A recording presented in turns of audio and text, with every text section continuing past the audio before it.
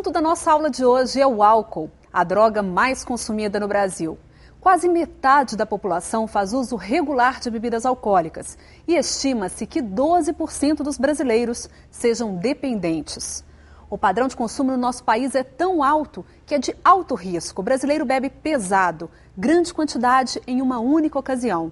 E esse uso abusivo leva a consequências agudas. Dia de festa e a euforia toma conta. Diversão não significa bebedeira, mas para esses jovens, a alegria e a empolgação são movidas a álcool. Para comemorar, eles bebem. E o que vemos é o resultado do excesso, do abuso, do exagero. Alguns desmaiam e chegam a ficar inconscientes. Em grandes eventos ou nas mesas de bar, as circunstâncias para o consumo de álcool são parecidas. Turma de amigos reunida no fim de semana. Sempre em festa, né? Então, em festa e a gente tá sempre. Geralmente só final de semana, né? Uma semana na quinta. E geralmente é no sábado e domingo. Beber muito só de vez em quando pode parecer normal ou até mesmo inofensivo, mas esse é um hábito perigoso, conhecido como padrão binge de consumo. O padrão binge é caracterizado pela ingestão de no mínimo 4 doses de álcool em uma única ocasião para mulheres e 5 doses para os homens. Segundo a Organização Mundial de Saúde, uma dose equivale a uma lata de cerveja ou uma taça de vinho ou ainda uma dose de destilado. 90% que eu tomo cerveja. Cheguei a tomar junto com um amigo meu, nós dois tomamos 56. 28 para cada um. Essa forma de beber muito em um curto intervalo de tempo é um padrão de consumo tipicamente brasileiro. São os conhecidos porres, que mesmo eventuais, podem causar mais danos à saúde do que beber todos os dias em menor quantidade. Enquanto em alguns países da Europa, cada pessoa consome em torno de 18 litros de bebida alcoólica por ano, aqui o uso anual é de cerca de 8 litros. Entretanto, no Brasil, o índice que mede os prejuízos causados pela bebida chega a ser 4 vezes maior. Em cada país há um tipo diferente de bebida associada aos casos de uso nocivo ou dependência do álcool. Quando nós falamos alcoólatra no Brasil, 95% são bebedores de cachaça.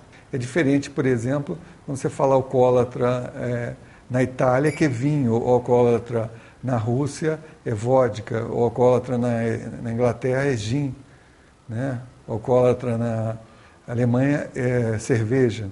O padrão varia porque é a droga lícita mais barata existente. Então a cachaça é mais barata, né? No Brasil, o vinho é mais barato do que as outras bebidas na Itália. Todas essas bebidas têm o mesmo princípio ativo, o etanol, aquele usado para abastecer carros, também chamado álcool etílico. Ele é produto de uma fermentação, um processo descoberto sem querer. Em processos, por exemplo, de tentativa de produção de alguns alimentos que na forma de mingau, de coisa assim, e acabou resultando em uma bebida que tinha algum efeito psicológico. Na Idade Média, né, os alquimistas começaram a produzir os primeiros destilados a partir de uva e pensavam que poderia ter um uso médico. O primeiro nome dado ao destilado é água da vida. Os efeitos variam de pessoa para pessoa. Eu fico mais quieto. Eu me comporto mais quieto, não sou de falar, não. Eu bebo, eu fico alegre, converso, altera a voz, o tom da minha voz. Mas em todos os casos, as bebidas interferem nas principais funções do cérebro. O que acontece é uma liberação das camadas mais importantes, aquelas camadas que nos tornam humanos. Então, de alguma forma, em uns vai liberar, por exemplo, um comportamento inapropriado de chorar, abraçar demais, ou ficar amigo demais, fica tudo demais, né? O outro já fica emburrado demais, violento demais, sem pegar esses casos patológicos, né? Então, é exatamente a perda daquela função intelectual mais refinada que nós temos enquanto ser humano. E além do cérebro, vários outros órgãos são atingidos. O sangue leva a droga para todo o organismo, para várias partes do organismo. Isso inclui rins, fígado, coração, pulmão, ou seja, são órgãos vitais do organismo e que estão recebendo uma droga que faz mal para esses órgãos vitais. Para tentar driblar os efeitos negativos do álcool, algumas estratégias são conhecidas. Beber sem alimentar não dá. Se quiser tomar mais um pouquinho, tem que ter um tira-gosto. Senão o efeito é bem maior. Não é à toa que existe o tira-gosto, né? E que é muito gorduroso. A gordura vai lentificar a absorção do álcool. Então, a maioria das pessoas já conhece isso de uma forma até leiga. Se bebe de estômago vazio, a absorção é muito mais rápida e muito maior. Mas temos que lembrar que as pessoas têm absorções diferentes. E essas diferenças aparecem principalmente entre homens e mulheres. O seu Jurandir não é especialista no assunto, mas explica direitinho o porquê. O homem tem mais sangue, um pouquinho mais de sangue no corpo, né? Então, é lógico que ele é mais forte, um pouquinho da bebida. Se a mulher exagerar um bocadinho, ela vai perder o controle. As mulheres, elas são mais sensíveis à ação do álcool por questões mesmo da biologia feminina, do organismo, e também elas são mais propensas à lesão do fígado. Até mesmo a forma física interfere nessas reações. Pessoas gordinhas sentem os efeitos da bebida mais lentamente, porque as células de gordura retêm o álcool. Por outro lado, se bebem muito, levam mais tempo para se desintoxicar. E agora é o momento de você participar da nossa aula. Mande suas dúvidas e comentários para os nossos convidados aqui no estúdio. O telefone é 0800-283-8583 e o e-mail é perguntas@portalminasaude.com.br. Estão conosco o professor de psiquiatria Elian Nunes de Oliveira, que é mestre em saúde pública, diretor do Instituto Raul Soares e membro da Associação Brasileira de Estudos de Álcool e Outras Drogas.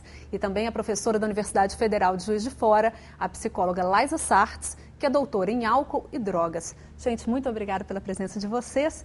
Em primeiro lugar, essa história da bebida, ela é quase uma convenção social entre nós. Dá para beber de forma inofensiva? Eu acho complicado a gente falar em beber de forma inofensiva. Uma das coisas importantes que a gente tem que ter em mente, geralmente, é que não existe um padrão de uso que seja totalmente livre de riscos.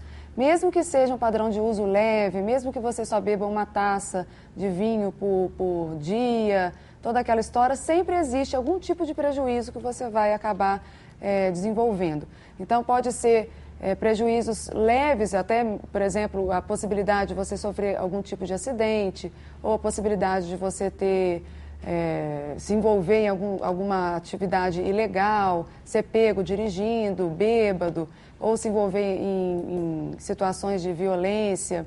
Então, totalmente livre de prejuízos, geralmente a gente não indica o uso de álcool, mesmo que seja em baixas doses, mesmo que tenha aquela história de que o álcool faz bem para o coração. Né? Se você, em baixas doses, o álcool faz bem para o coração. Mas isso também tem sido uma dúvida hoje em dia entre os especialistas, tem visões diferentes. Então, ele faz bem para o coração, porém não faz bem para o fígado. Então, mesmo assim, a gente fica em dúvida em relação a isso. Doutora Elian, esse uso, mesmo que pareça pouco, ele pode fugir do controle? Isso é complicado falar para a população, né? A população tem uma tendência a tolerar o uso do álcool. Né? Isso é histórico na nossa sociedade. Né? Mas, na verdade, quando a pessoa opta por consumir bebida alcoólica, é como se ela estivesse colocando dentro de um grupo de maior risco, como a nossa colega está falando. Né? Está se expondo mais. Né? Obviamente, algumas pessoas terão mais problemas do que outras, né? Parece que tem algum padrão familiar que pode colocar essa pessoa em maior risco, né? Pessoas que convivam com grupos onde é incentivado o consumo, tem maior tolerância, né? Pessoas que têm maior facilidade a acesso também, né? Que é uma das formas de prevenir, que são preconizadas, seria a gente talvez limitar o acesso, dificultar o acesso, né? Mas não é isso que acontece atualmente, realmente, né? Assim, em qualquer esquina, em qualquer supermercado. E na festa da família, dentro de casa. Exatamente. Né? E por que preocupa tanto esse padrão brasileiro, né? Que a gente explicou aí, chamado padrão binge? Por que ele preocupa tanto? Na verdade, o problema do padrão BIND está exatamente relacionado a essa questão de que é difícil a gente dizer que existe um padrão que seja totalmente livre de riscos. E a pessoa que faz esse padrão BIND geralmente está associado esse uso geralmente está associado a um grupo. Então, a pessoa às vezes não tem consciência de que ela faz um padrão de uso que pode se tornar problemático, que pode ser problemático. Que o BIND é diferente de um uso social, porque é um uso mais pesado, que é feito às vezes até propositadamente, a pessoa tem intenção de ficar intoxicada. A diferença é que ela faz isso periodicamente, ela não faz o uso todos os dias.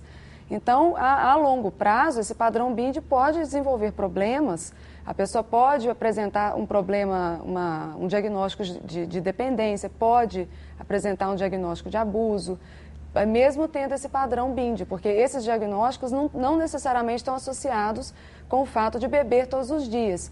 Isso é uma ideia diferente, é uma ideia que a maioria das pessoas tem de que o alcoolista é aquela pessoa que bebe todos os dias. Não necessariamente é assim que funciona.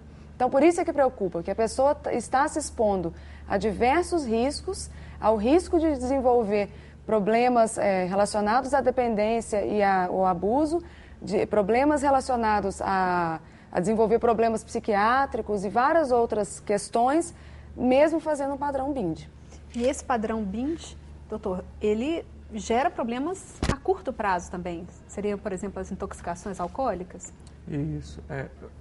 Na verdade, a gente tem tentado passar outros conceitos para a população em geral, né?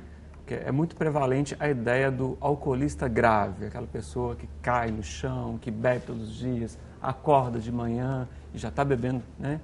A tendência dos pacientes, mesmo na atenção primária, na comunidade, né, no PSF e até no hospital, é atenuar os problemas, né? Quando a gente pergunta para o paciente, você consome bebida alcoólica? Consumo, eles respondem, né? Mas só de vez em quando, né? Como se o único problema com o álcool fosse para aquelas pessoas que consumissem todos os dias, né?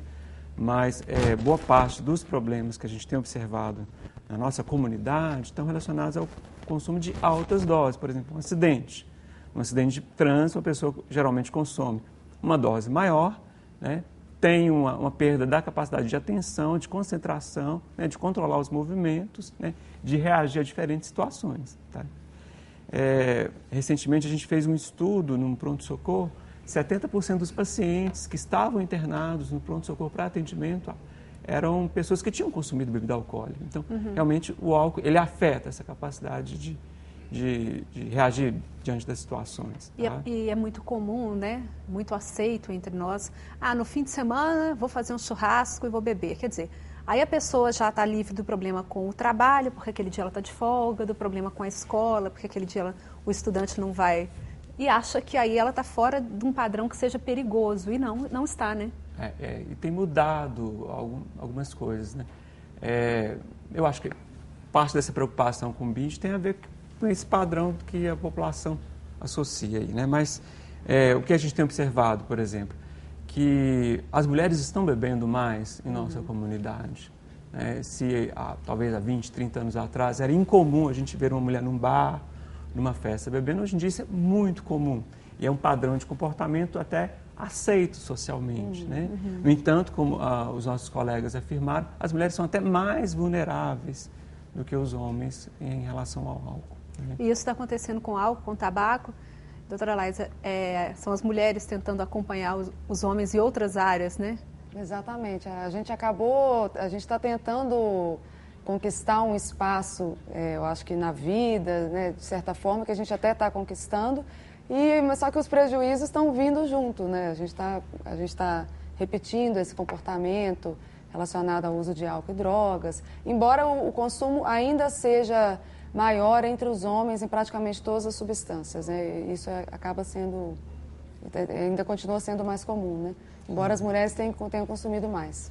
Agora, como fazer a abordagem lá no pronto-socorro, ou nas escolas, ou no centro de assistência social?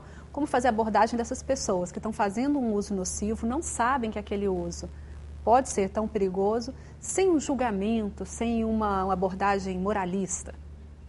O mais difícil é exatamente primeiro o profissional precisa mudar a visão dele a respeito do alcoolismo. Eu acho que isso deve ser trabalhado antes até do que a própria comunidade, as pessoas. Então, você precisa ter claro de que o alcoolismo não se trata de um problema moral, não se trata de um problema de falta de caráter ou de falta de vergonha na cara do usuário. Então, ele foi desenvolvido por outras questões de vulnerabilidade daquela pessoa e, por exemplo, questões genéticas. Então, hoje ela é encarada como um problema que a pessoa está doente naquele momento e outros fatores ambientais que contribuíram. Então, se você tiver isso em mente, saber que isso não se trata de uma falta de vontade só da pessoa, você vai abordar essa pessoa de uma maneira diferente. Então, você vai com mais tranquilidade, de uma forma mais assertiva, procurar conversar com essa pessoa, porém sem estigmatizar essa pessoa de uma forma negativa. Ela é uma pessoa que é fraca, que é não sei o quê. É procurar falar de uma maneira bastante direta, muito tranquila e, às vezes, se colocar à disposição como uma possibilidade de ajuda, né? Se você é um professor, você pode se colocar à disposição de um aluno como uma possibilidade de ajuda. Se você é um médico de uma UBS, da mesma forma. Tá bom, o primeiro movimento, na verdade, ele tem que ser informativo, né? Já que as pessoas têm poucas informações, né? Acho que o segundo movimento seria um movimento de tentar detectar sinais e sintomas para diferenciar as pessoas. Tá? Uhum. Algumas pessoas realmente vão precisar ser levadas para um atendimento de urgência no hospital. É uma pessoa que está no estado de coma, né, que está em desidratação, estado mais grave. Né? Agora, outras pessoas vão apresentar outros sinais, por exemplo, um padrão repetitivo de comportamentos, né? Bebe, briga, né? Já é um outro sinal, né? Ou bebe, não vai ao trabalho, bebe, se envolve com violência doméstica, acidentes, a pessoa que aparece machucada. Então, tem uma série de sinais e sintomas, né? Essa pessoa, realmente, ela vai precisar de uma abordagem mais específica, né? Se aproximar e conversar com essa pessoa. Mas, quando a gente pensa, por exemplo, em sistema de saúde, em agente comunitário de saúde, o agente comunitário, ele já conhece o paciente. Ele já convive de alguma forma, ele tem essa possibilidade de fazer uma detecção precoce, né? Já talvez encaminhar uma pessoa para um ciclo de palestras no centro de saúde ou numa escola, para um caso mais grave, já agendar uma consulta com o médico ou com a enfermeira ou com o psicólogo, né? Ou até naqueles casos que a pessoa já tem algum grau de consciência, já tentou alguns tratamentos, ajudar ela a frequentar um grupo de alcoólicos anônimos. Então, assim, a gente tem várias coisas que a gente pode fazer no nível comunitário, escolar, vai depender muito do tipo de situação. Né? Uhum. Doutora Eliana, doutora Laísa, daqui a pouquinho a gente volta, nós vamos fazer um breve intervalo e daqui a pouco nós vamos falar sobre outros danos provocados pela bebida alcoólica e sobre a cultura do uso do álcool nas zonas rurais, nas cidades do interior. Já, já.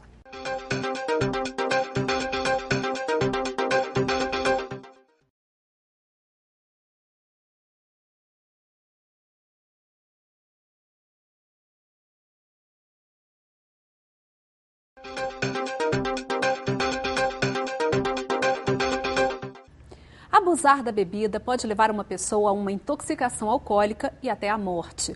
Além disso, depois da bebedeira podem vir o arrependimento, o esquecimento e até problemas com a lei.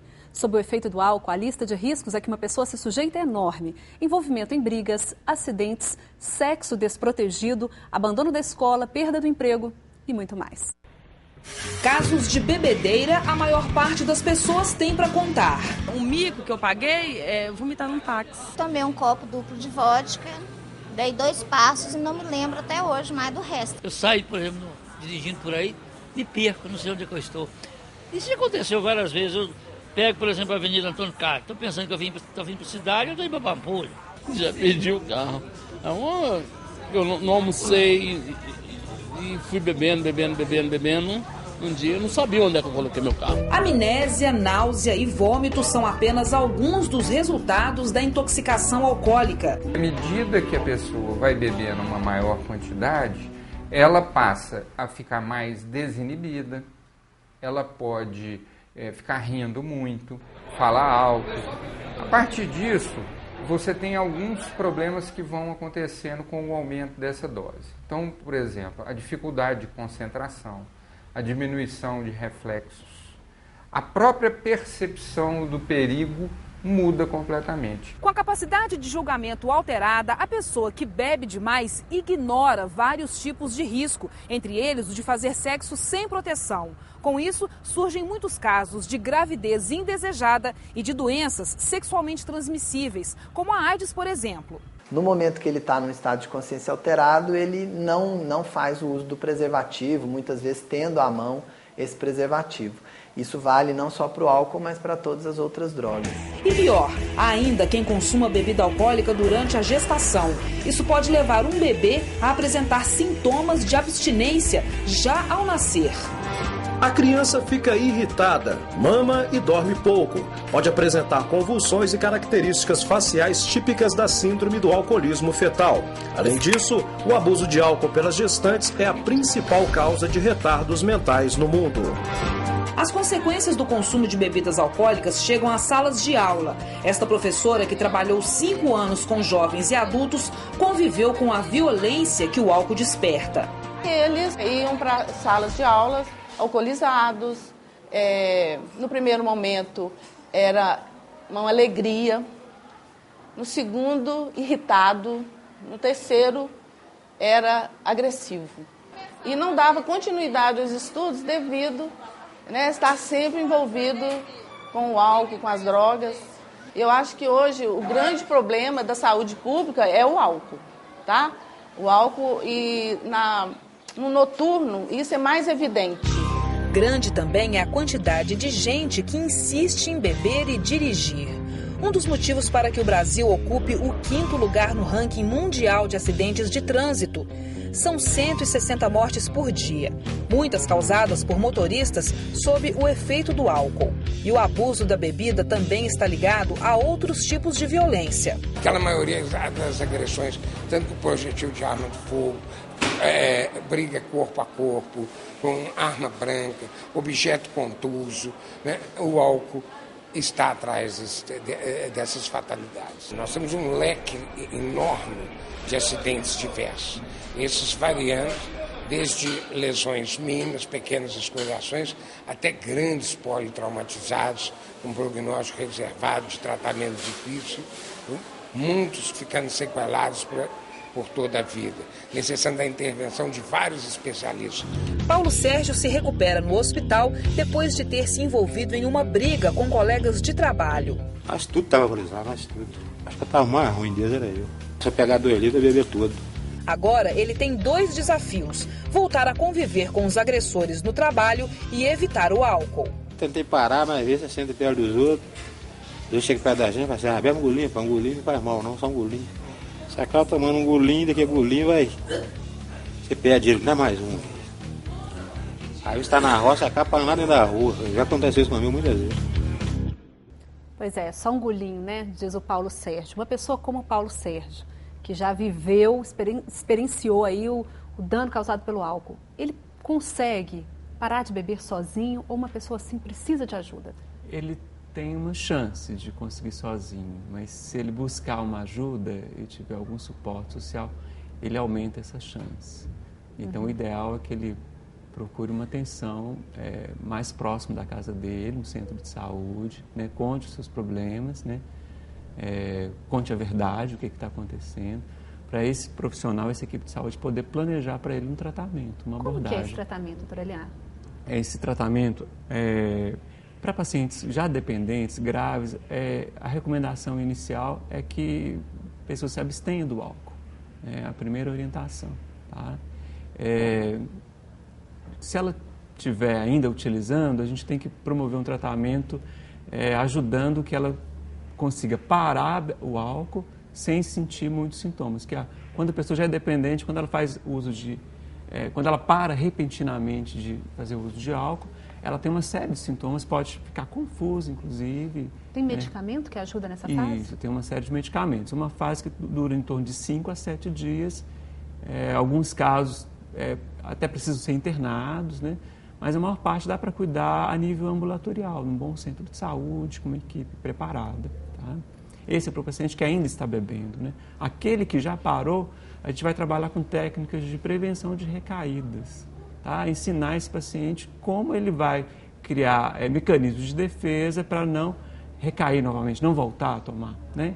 Aí a gente tem estratégias desde intervenções comunitárias, ao grupo de autoajuda, como Alcoólicos Anônimos, alguns medicamentos também a gente tem recomendado o uso, inclusive alguns já são até disponíveis na rede de atenção, tá?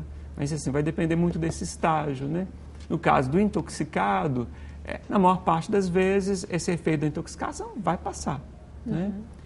Sem nenhuma intervenção, a princípio não vai precisar de nenhuma intervenção, mas quando é uma intoxicação muito grave, a pessoa pode estar desidratada, pode estar em estado de coma, ela vai precisar de uma atenção mais especializada no hospital, numa unidade de saúde, tá? Esse para o caso só de intoxicação.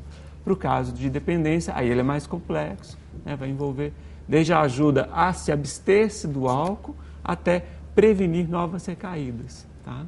E aí, doutora Laís, aí é uma coisa mais a longo prazo, né? Exatamente. Então, essa abordagem que o doutor está falando, geralmente é feita logo no início. O problema a longo prazo desses pacientes é que eles precisam de ter uma certa mudança de estilo de vida, mudança de plano de vida. Porque aquela pessoa estava acostumada a ter aquele determinado grupo de amigos, então ele sempre vai continuar, às vezes, com aquele grupo e a chance dele recair é muito grande. Essas coisas são trabalhadas, por exemplo, no que eles chamam também de prevenção de recaída. Então, a gente vai trabalhar questões psicológicas dele ali, em relação ao aprendizado. A gente vê isso como um aprendizado também, né? Que ninguém nasce alcoolista, a pessoa vai se tornando alcoolista ao longo do tempo, então ele pode desaprender esses comportamentos. E, por outro lado, ele precisa de ter uma reinserção social também, que às vezes quem faz esse trabalho costuma ser um assistente social, então ajudá-lo, muitos deles perderam o emprego, então ajudá-lo a retornar ao emprego, ajudar a ter outras atividades de lazer. Então o trabalho do psiquiatra, psicólogo e assistente social costuma ser junto. Esse é o tratamento ideal, né? Essa é a abordagem ideal para uma pessoa que já apresenta um quadro de dependência mais grave. É a palavra difícil que a gente tem dito aqui, que é intersetorialidade. Exatamente. Mas é isso, né? A professora identificou o aluno, tem que pedir ajuda no posto de saúde, às vezes tem que pedir uma ajuda num centro de assistência social, né? Exatamente. A professora, no caso, ela vai conviver mais com casos de adolescentes. É muito raro ver um caso de dependência em adolescentes, né? Teria que ter um início do consumo muito precoce na vida, né? Na infância. Geralmente elas vão ver esses abusadores, pessoas que fazem um uso em grandes quantidades, tá? Agora é importante lembrar que, já que a frequência, né, essa prevalência, na verdade, de pessoas com problemas com álcool é tão grande no nosso país, chegando a 12% em alguns estudos, na verdade é uma tarefa de todos, não só do psiquiatra, do psicólogo, mas do clínico geral, do enfermeiro, do professor, né, do educador social, né, do líder comunitário, tentar mudar isso que a gente talvez possa chamar de cultura relacionada ao álcool, né? Que até a própria mídia é responsável por isso, né?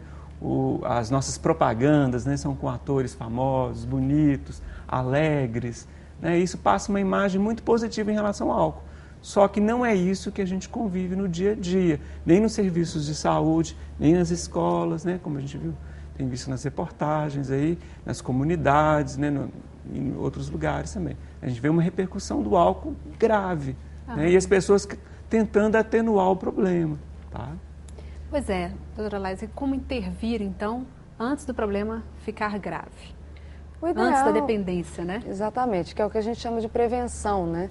Então, existem duas formas diferentes de fazer a prevenção. Aquelas pessoas que mal começaram a fazer o uso mesmo, né? Ou que fazem um uso muito suave, que seria um tipo de prevenção que a gente chama de primária, que a gente fornece mais orientação para essas pessoas, dá informação.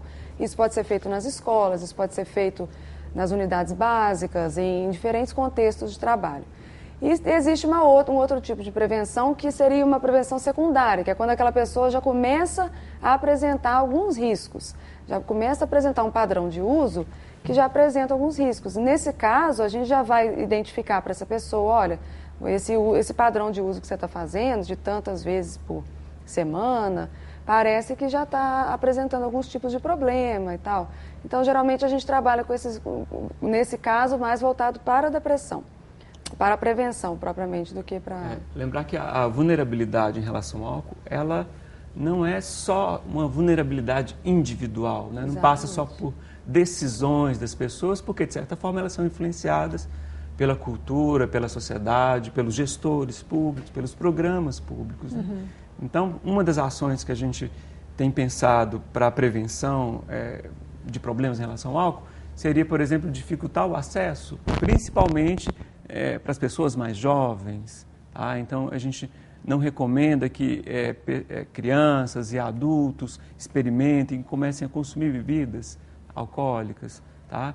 A gente acredita que quanto mais tempo demorar essa primeira degustação, né? esse primeiro contato com a bebida, melhor, né? Para o indivíduo. Tá? E os estudos já mostraram que a intervenção no ambiente, na comunidade, dá mais resultado do que aquela intervenção individual. Né? Isso. Intervenções do tipo aumentar o preço da bebida alcoólica dificulta o acesso. Né? Tem que ter alguma regulamentação, fiscalização, mas dificulta o acesso. Se uma garrafa de cachaça custa R$1, todo mundo vai poder ter acesso. Agora, se ela custar muito mais, dificilmente algumas pessoas terão acesso. Né? Pois é, doutora Eliane, por falar em cachaça, né? Nós mineiros, que nós temos até a produção da cachaça em alambique como um patrimônio cultural, estamos muito vulneráveis a uma ideia errada, que associa a bebida àquela beleza das nossas tradições, das nossas raízes. Nas cidades do interior, nas zonas rurais, isso é muito nítido. Os moradores começam a beber cedo, sem parar para pensar que o uso do álcool pode trazer consequências. A apenas 60 quilômetros de Belo Horizonte, uma cidadezinha com um ritmo muito diferente daquele da capital. Prudente de Moraes tem 9.000 habitantes. Aqui, muitos moradores aprenderam a beber ainda na infância. Na casa de cada amigo que chegasse, aquele que não bebesse, ele ficava muito triste, né? Tinha que chegar e... cachaça! Não usava cerveja, não, era cachaça mesmo. Geralmente todo mundo tinha seu porco para matar e a carne à vontade. Cada um saía com seu pedaço na mão. A tradição típica do interior se tornou um problema para esse aposentado. Ele perdeu tudo por causa do álcool e precisou se tratar para vencer o vício. Eu tenho medo do álcool. Hoje o que eu sou, eu olho o guarda-roupa, eu vejo minhas coisas, tenho os bens materiais, tenho tudo. Eu sou útil, qualquer pessoa que precisar de mim, eu tenho condições para isso. Um homem não tinha condições nem para mim. Hoje, novas gerações ignoram o risco e repetem o costume. Hoje, muitos jovens, né, já bebem, né, já vê na rua, né, na faixa de uns 20 anos aí, né, 19, 18 anos, tudo bebendo. Em Belo Horizonte e na região metropolitana, em cidades maiores, você tem uma série de opções de lazer que inclui cinema, inclui às vezes teatro, e inclui outras atividades que normalmente acontecem nessas cidades. No interior, principalmente nas cidades menores, essas opções de lazer são menores e o espaço do bar, o espaço dos restaurantes, os locais de encontro onde você consome bebida alcoólica é sempre uma opção de lazer. Uma das consequências aparece nas estradas. Uma pesquisa da Secretaria de Defesa Social constatou que motoristas das cidades do interior de Minas bebem mais do que os da capital. E a combinação bebida e volante, muitas vezes, acaba em acidente. O problema do alcoolismo aqui é uma coisa séria, porque tem muita gente aqui que já perdeu a vida, tá, através do álcool. E eu conheço até pessoas que é bem próximas a mim, tá, que está em situação muito difícil com o álcool. Nas zonas rurais, a bebida faz parte da rotina de muitos trabalhadores. Nesta fazenda, em Inhaúma, a 90 quilômetros de Belo Horizonte, foi preciso buscar ajuda para um funcionário em um grupo de alcoólicos anônimos. Eu vi que estava me prejudicando muito, né? Eu vi que tudo que eu estava fazendo com álcool estava tendo mais problema. Aí foi nisso que eu vi que eu tinha que parar, procurar ajuda. Então eu fui a Sete Lagoas, conversei no escritório do AA, pedi alguma literatura que eu pudesse trazer para ele, para que ele tomasse conhecimento e eventualmente ir a uma sessão, a um grupo, ver se ele se interessava por isso. Já faz 3 meses que ele está sóbrio, trabalhando muito bem, com o humor estável. Porque o álcool não leva ninguém para frente, só leva para trás. Eu acho que as pessoas têm que pensar e parar, aí talvez as coisas resolvem, que nem no meu caso. Eu sou outra pessoa em vista que eu era antigamente. Eu me sinto assim, outra pessoa, sem o álcool, sem nada.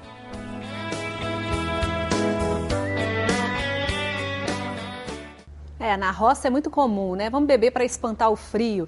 E pouca gente pensa que esse hábito pode fugir do controle e se tornar dependência. Daqui a pouco nós voltamos para tirar dúvidas sobre esse assunto. Fique com a gente.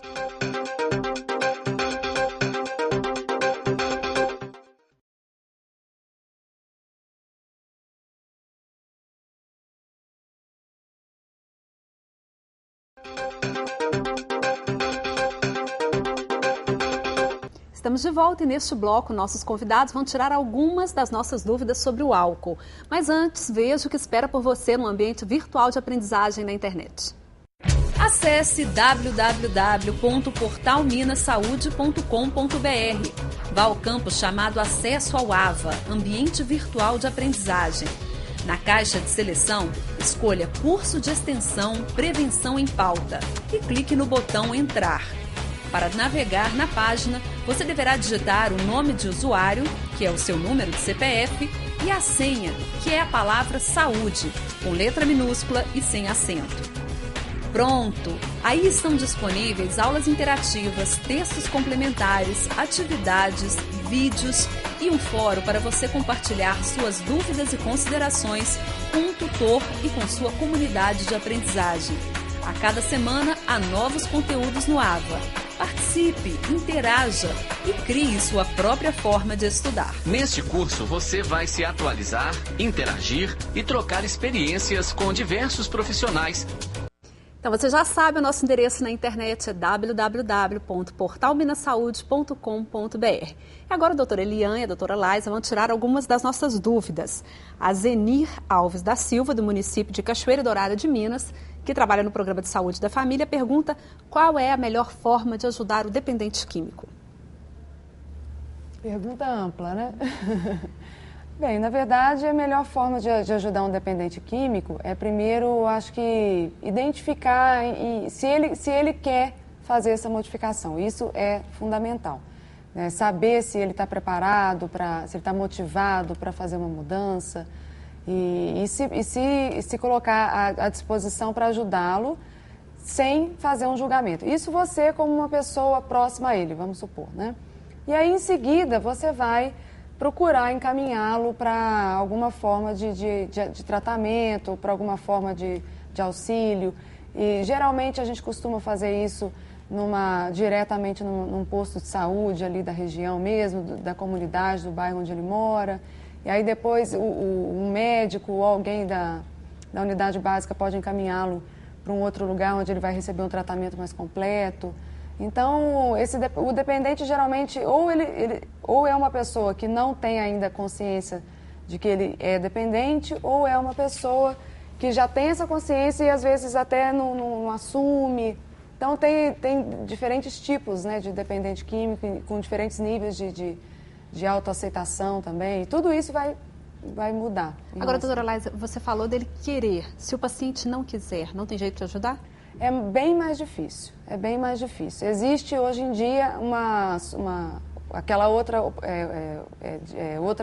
oportunidade, por exemplo, que a pessoa poderia fazer. Uma outra opção seria a ideia da internação compulsória, né? De internar o paciente, levá-lo obrigatoriamente. Mas isso, às vezes é necessário fazer isso, porque não tem uma outra opção, mas, na verdade, não é muito adequado, não é um tipo de tratamento muito adequado, que a chance da pessoa recair quando ela sair de uma internação é muito grande.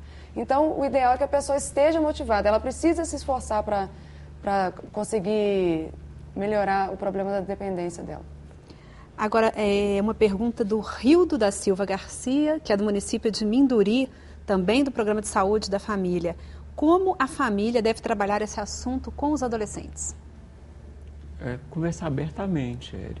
né, sobre as preocupações, sobre o que a família acredita e tentar educar de uma forma que o adolescente assuma comportamentos de proteção. Tá? Uma das formas, por exemplo, que eu vejo que as famílias conversam é que existe o desenvolvimento, né? O desenvolvimento e o crescimento da criança, do adolescente.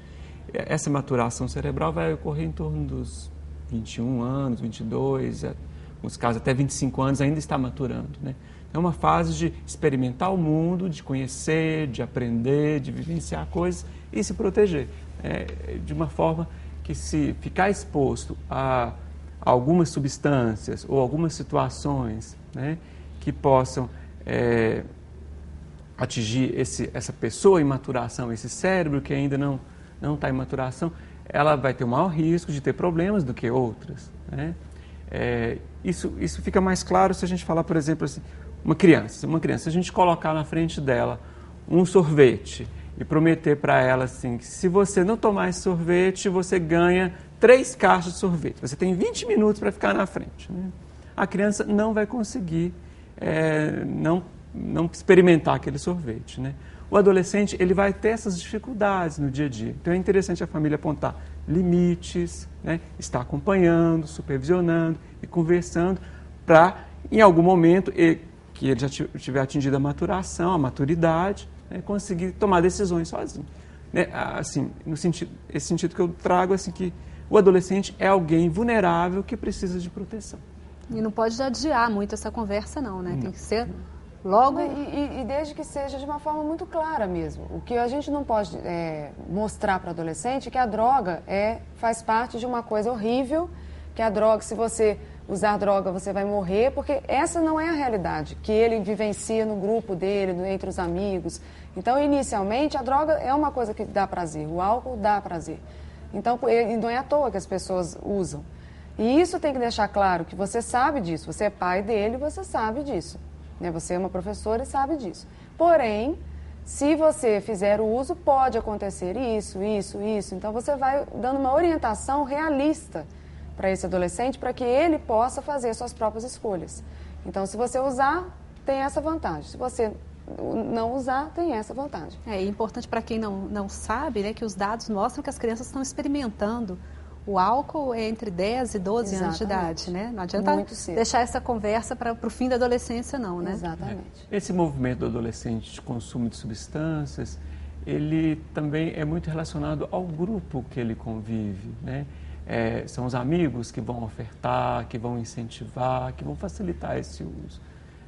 Por isso que eu falo que tem que ter algum grau de supervisão sobre essa vida do adolescente, né? Qual que é a escola que ele frequenta, quais os lugares que ele frequenta. Não dá para perder o adolescente que é vulnerável de distância, né? Então, há algum tempo atrás, a gente vivenciou situações de escolas que faziam festas com bebida alcoólica, ofereciam isso para os adolescentes. Então, isso não é um bom incentivo, né? Não é uma boa educação, né? A gente tem que aprender a divertir, né? A conviver sem consumir substâncias psicoativas, sem precisar dessa uma espécie de vitaminar, né, as situações, né? Eu acho que o adolescente tem essa possibilidade de ter prazer, de experimentar a vida sem usar drogas. Isso vem muito da família, né? Quer dizer, se toda a família está acostumada, isso em gerações diferentes, não necessariamente só o pai, a mãe e tal, mas se toda a família está acostumada a comemorar coisas sempre com muito álcool, as situações de prazer estão sempre associadas com álcool. Então, quer dizer, o que o adolescente vai aprender? O que a criança vai aprender? Da mesma forma, se essa família entende o prazer, associa o prazer com outras situações, a criança também pode se desenvolver dessa forma. Então, são exemplos que se segue também, né? Se aprende. Agora, uma pergunta da Janaína Santos, que é da Escola Estadual Dr. Agostinho da Silva Silveira, do município de Minas Novas. Se os filhos de pais dependentes do álcool têm mais predisposição à dependência química? Sim, mas isso não é um determinante, não é 100%. Mesmo uma pessoa tendo vários parentes, né, pais, tios, avós, com história de dependência química grave, dependência grave em relação ao álcool, essa pessoa tem condição de não passar por isso, né? Desde assumindo comportamentos de proteção até se abstendo de substância, tá? Mas, assim, é sempre aquela ideia do risco, né? Aonde que está o risco, tá? A gente tenta trabalhar com as pessoas, né?